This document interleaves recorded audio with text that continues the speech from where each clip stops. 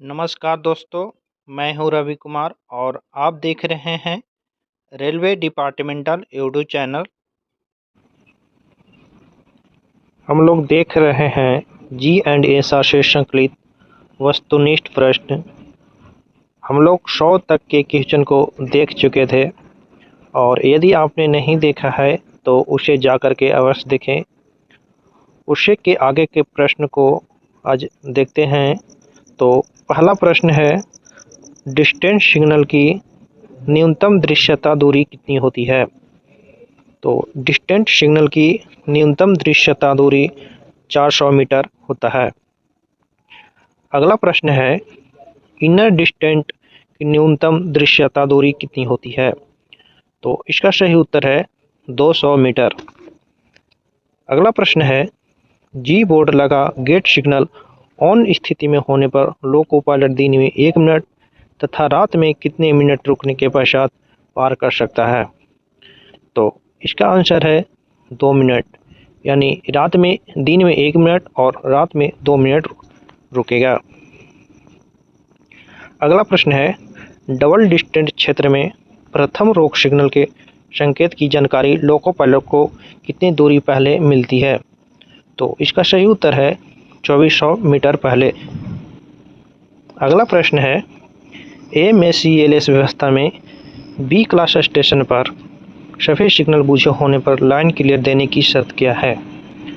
तो इसका सही उत्तर है स्टार्टर सिग्नल तक लाइन साफ होना चाहिए।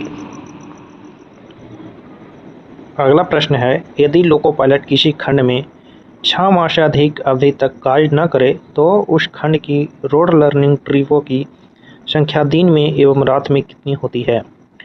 तो दिन में 2 ट्रिप होता है और रात में 1 ट्रिप के लिए उसको दिया जाता है। अगला प्रश्न है, आईवी सिग्नल किस खंड में लगाया जाता है? तो आईवी सिग्नल जो होता है वो इकहरी लाइन और दोहरी लाइन, बहु लाइन, ये सभी लाइनें में लगाई जाती है। तो इसका सही उत्तर है उपरोक्त सभी। रिपीटिंग सिग्नल में 2 पीला संकेत का तात्पर्य है कि अगला सिग्नल एक पीला रूट इंडिकेटर के साथ 2 पीला, तो ये तीनों सही है कि उपरोक्त सभी, इसका आंसर डी होगा। अगला प्रश्न है, कैच साइडिंग में कितने वैगन स्टेबल कर सकते हैं? तो कैच साइडिंग या स्लिप साइडिंग में किसी भी वैगन को स्टेबल नहीं कर सकते हैं। तो इसका सही उत्तर है उपरोक्त में से कोई नहीं। अगला प्रश्न है, अधिकार पत्र T3691 का प्रयोग किस सिग्नल को ऑन में पार करने के हेतु किया जाता है?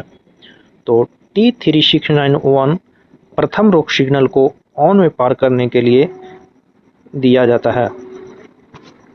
अगला प्रश्न है, समपार तथा सिटी फाटक बोर्ड के बीच की दूरी के संबंध में क्या सही है? तो समपार तथा सिटी फाटक बोर्ड 600 मीटर की दूरी पर लगाया जाता है। अगला प्रश्न है, स्वचल सेक्शन में सिग्नल बोबिंग कर रहा है तो कितने समय तक संकेत स्थिर होने पर सिग्नल को पार किया जा सकता है? तो स्वचल सेक्शन में यदि सिग्नल बोबिंग कर रहा है तो 60 सेकंड तक इंतज़ार करेंगे, स्थिर हो जाता है तो उसको पार कर सकते हैं। अगला प्रश्न है, मंडल में कैच साइडिंग या स्लिप साइडिंग की जानकारी किसमें होती है? तो कैच साइडिंग और स्लिप साइडिंग की जानकारी WTT में होती है। अगला प्रश्न है, धुंध और कोहरे के मौसम में गाड़ी की अधिकतम गति पूर्ण ब्लॉक पट्टी में क्या होती है? तो धुंध और कोहरे के मौसम में गाड़ी की अधिकतम गति 60 किलोमीटर प्रति घंटा होती है। अगला प्रश्न है, धुंध और कोहरे के समय में गाड़ी की अधिकतम गति स्वचल ब्लॉक पट्टी में क्या होती है जब सिग्नल 2 पीला संकेत दिखा रहा हो? तो इसका सही उत्तर है 30 किलोमीटर प्रति घंटा। अगला प्रश्न है, धुंध और कोहरे के मौसम में गाड़ी की अधिकतम गति स्वचल ब्लॉक पट्टी में क्या होती है जब सिग्नल हरा संकेत दिखा रहा हो? तो यदि स्वचल ब्लॉक पट्टी में सिग्नल हरा संकेत दिखा रहा है तो उस समय गति 60 किलोमीटर प्रति घंटा होगी। अगला प्रश्न है, धुंध और कोहरे के मौसम में टीएसएल के दौरान प्रथम गाड़ी की गति क्या होती? तो टीएसएल के दौरान प्रथम गाड़ी की गति 25 किलोमीटर प्रति घंटा होती है। अगला प्रश्न है, दृश्यता परीक्षण लक्ष्य स्टेशन मास्टर कार्यालय से कितने मीटर की दूरी पर लगाया जाता है? तो दृश्यता परीक्षण लक्ष्य, इसको इंग्लिश में शॉर्ट में वीटीओ भी बोला जाता है, तो वीटीओ मीटर की दूरी पर लगाया जाता है। अगला प्रश्न है, दिन के समय धुंध और कोहरे के मौसम में पेट्रोलमैन विलंबित होने पर गाड़ियों के लोको पायलट को गति का सतर्कता आदेश दिया जाएगा। इसका सही उत्तर है 15 किलोमीटर प्रति घंटा।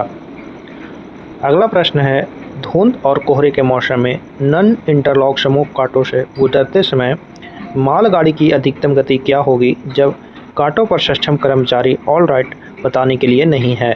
तो उस समय 10 किलोमीटर प्रति घंटा से जाएगी। अगला प्रश्न है, जहां डबल डिस्टेंस सिग्नल अवस्था न हो तो कुहासा संकेतक खंभा कहाँ लगाया जाएगा? तो कुहासा संकेतक खंभा प्रथम रोक सिग्नल से 270 मीटर की दूरी पर लगाया जाएगा। अगला प्रश्न है, एसएलवी ब्लॉक सेक्शन और किसका सीमा निर्धारण करता है? तो एसएलवी ब्लॉक सेक्शन और स्टेशन सेक्शन के सीमा निर्धारित करता है। अगला प्रश्न है, बीएसएलवी ब्लॉक सेक्शन और किसका सीमा निर्धारित करता है? तो बीएसएलवी ब्लॉक सेक्शन और स्टेशन सेक्शन के सीमा को निर्धारित करता है। अगला प्रश्न है, पैसेंजर वार्निंग बोर्ड प्रथम रोक सिग्नल से कितनी दूरी पर लगाया जाता है? तो पैसेंजर वार्निंग बोर्ड प्रथम रोक सिग्नल से 1000 मीटर की दूरी पर लगाया जाता है। अगला प्रश्न है, दृश्यता परीक्षण लक्ष्य के बारे में क्या गलत है?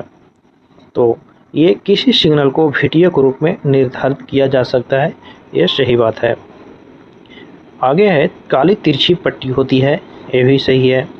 धुंध एवं कोहरे के मौसम का निर्धारण करता है, तो ये भी सही है, लेकिन प्रथम रोक सिग्नल से 180 मीटर की दूरी पर लगा होता है, ये गलत है।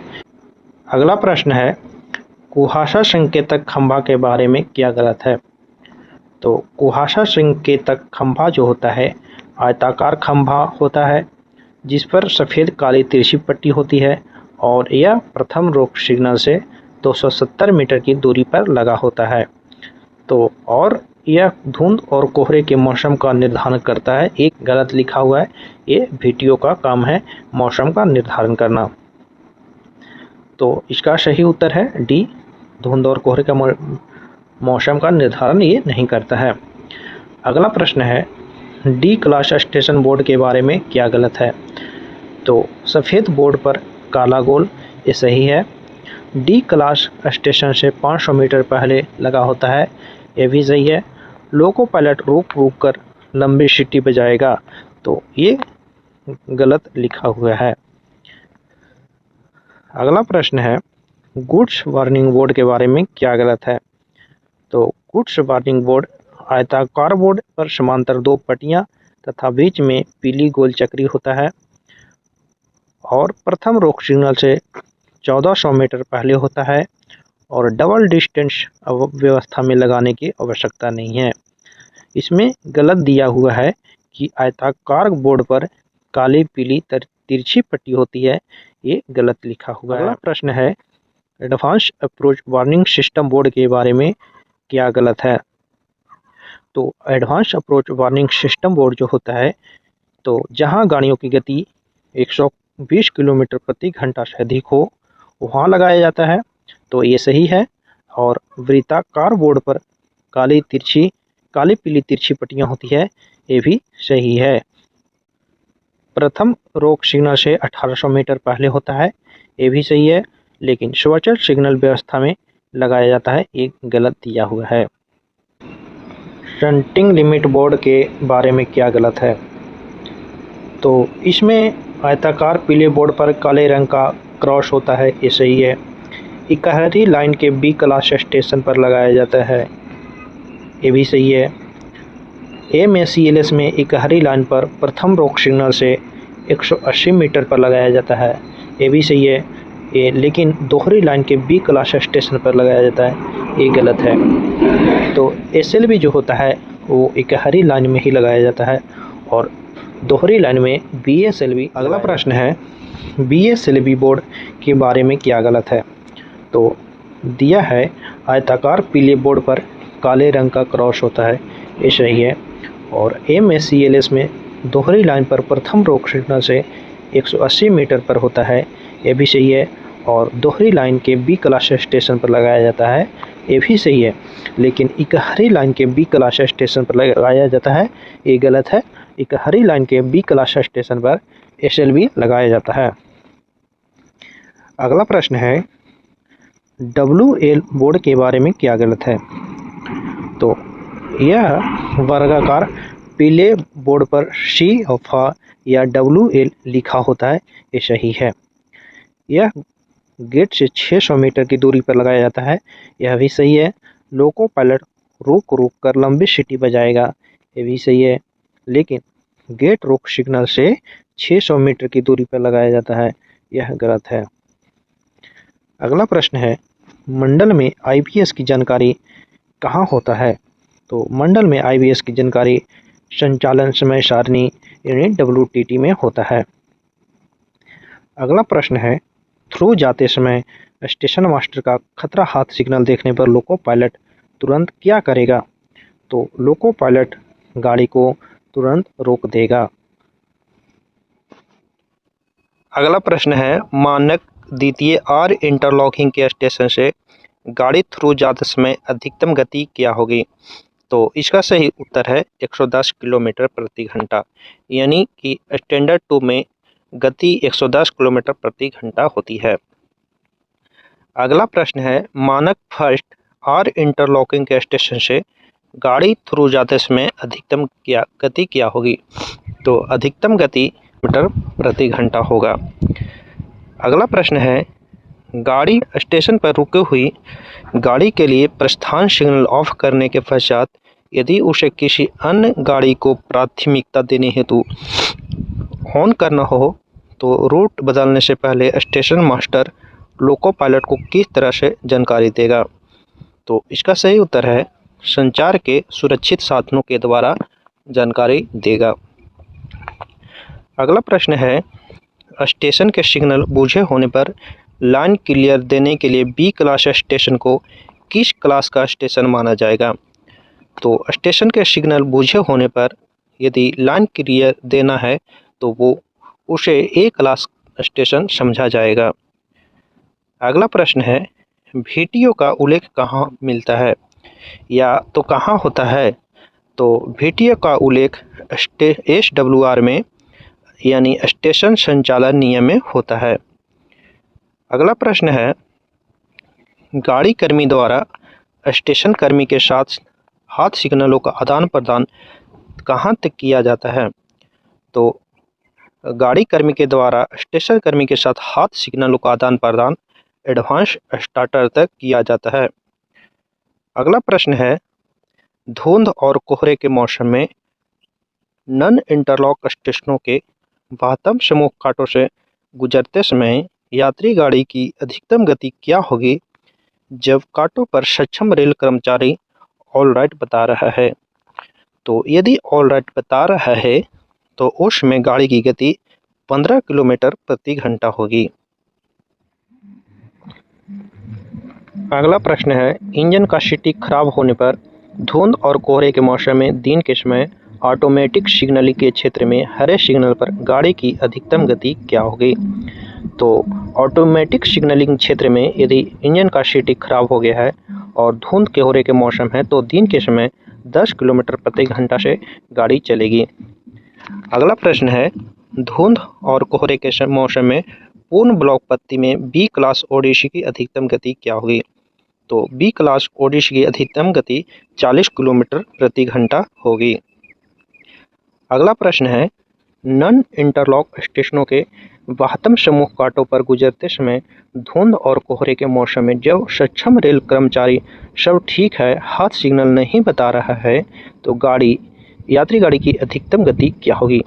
तो उसमें यात्री गाड़ी का अधिकतम गति 15 किलोमीटर प्रति घंटा होगा। अगला प्रश्न है, कॉलिंग ऑन सिग्नल ऑफ करने की शर्त क्या है? तो कॉलिंग ऑन ऑफ करने की शर्त है कि गाड़ी उक्त सिग्नल के नीचे खड़ी हो गई हो, तभी कॉलिंग ऑन को ऑफ कर सकते हैं। अगला प्रश्न है, शंटिंग परमिट इंडिकेटर किस सिग्नल के साथ कार्य करता है? तो शंटिंग परमिट इंडिकेटर रोक सिग्नल और शंट सिग्नल के साथ काम करता है।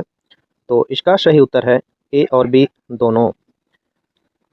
अगला प्रश्न है, गेट सिग्नल और संपार फाटक की दूरी से संबंध में कौन सा कथन सही है?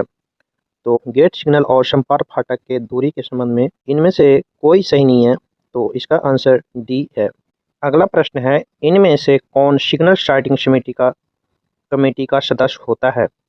तो सिग्नल साइटिंग कमेटी का सदस्य टीआई होता है। अगला प्रश्न है, स्वचल सिग्नल के फ्लैशिंग होने पर लोको पायलट क्या करेगा? तो स्वचल सिग्नल के फ्लैशिंग करने पर लोको पायलट सिग्नल के पहले गाड़ी खड़ा करेगा और एक लंबी 2 छोटी सीटी बजाएगा और उसके बाद 60 सेकंड तक स्थिर संकेत का पालन करेगा। तो इसका सही उत्तर होगा उपयुक्त सभी। अगला प्रश्न है, प्रतिदिन मिलने वाला सिग्नल यदि किसी दिन वहां पर दिखाई नहीं देता है तो लोको पायलट क्या करेगा? तो यदि प्रतिदिन मिलने वाला सिग्नल यदि उस दिन नहीं मिलता है तो लोको पायलट गाड़ी को वहीं खड़ा कर देगा।